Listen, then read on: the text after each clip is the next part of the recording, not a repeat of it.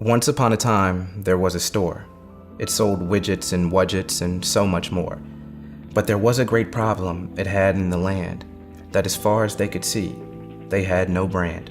So they tried with logos and they tried with websites, but to no avail, no brand was right.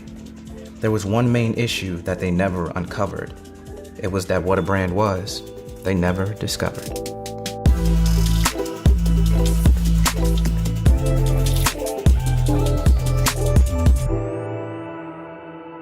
We've spoken with a lot of different entrepreneurs, and one thing many of them say is, I need a brand. And what that typically means is a logo, website, print materials, and the list goes on. However, there's a fundamental challenge in that approach. It's that the questions that are asked tend to be about what represents a brand and not what a brand actually is. A brand is not a logo, and it's not images. So we're not going to show you that here. We're going to show you how to design a brand, what it is, what it isn't, and why it's so important. A brand is so much deeper than the conversations we typically have, so we challenge you with this. Not what a brand is, but why it's important. And here's how we'd like to scope your thinking in this frame.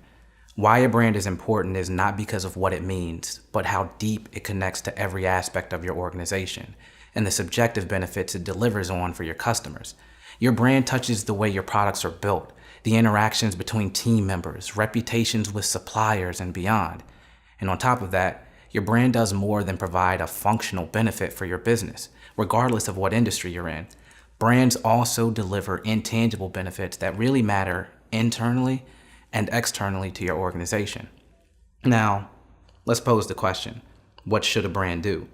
More than anything, a brand should reduce friction.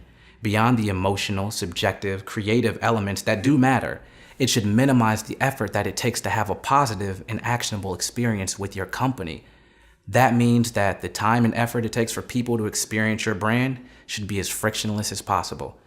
And once you understand that, it's, dare I say, easy. So here we go. Here's our frame for designing a brand that reduces friction and helps to strengthen your competitive edge. But first things first. Let's structure the thinking process. We'll call it a really creative acronym. BRAND. B-R-A-N-D. B. Break away. Escape your biases. You've probably approached this process with a lot of personal feelings about how your brand should look, feel, and impact people. That has a natural ability to feed some of your personality into your decisions. That's not inherently bad.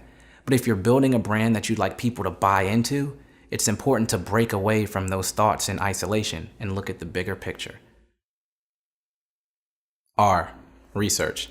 Probably the most important element in this frame, the research process, and it emphasizes taking all of your personal feelings and external information to validate or disprove your thinking. Here, you'll map out all the divisions of your business and later, connect them to your company's core values. A. Architect. This is where the foundation and the plan is built.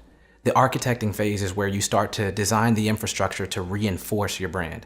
This means taking all the concepts and turning them into tangible representations and communication. N. Nuance. In this stage, you'll begin to add subtle little distinctions to the most granular aspects of your business that serve to strengthen its longevity. We know what you might be, an emphasis on might be, thinking. My business doesn't need any small nuances that don't impact the bottom line. 2 words for you. Lifetime value. Well, technically 2 words. This is about extending the lifetime value of your passion, team, and more importantly, customers in lightweight ways that transcend mere functional benefits. Even a highly technical business is, at its most basic level, a human business. D. Deconstruct. Last in this process is to break it all down into an experience. Because let's face it, since you asked earlier what a brand is, it's an experience, an ever-unfolding process of interactions based on the infrastructure you just so beautifully mapped out.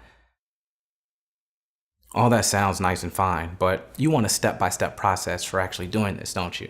Well, we've got that for you. Just close out of this video, go to the checklist, and begin framing your future. You're on your way to building a bold or beautiful or a subtle or a strong brand. Before I forget, we never answered the crucial question, what is a brand? Well, here it is. Once upon a time, there was a store. It sold widgets and wudgets and so much more. But there was a great problem it had in the land, that as far as they could see, they had no brand. So they decided to ponder, wander, and ask what a brand was and how to make it last. So with great meditation and reading of books, they soon realized a brand is more than it looks. They saw that deep underneath the brand and its appearance was a connected, intentionally directed experience.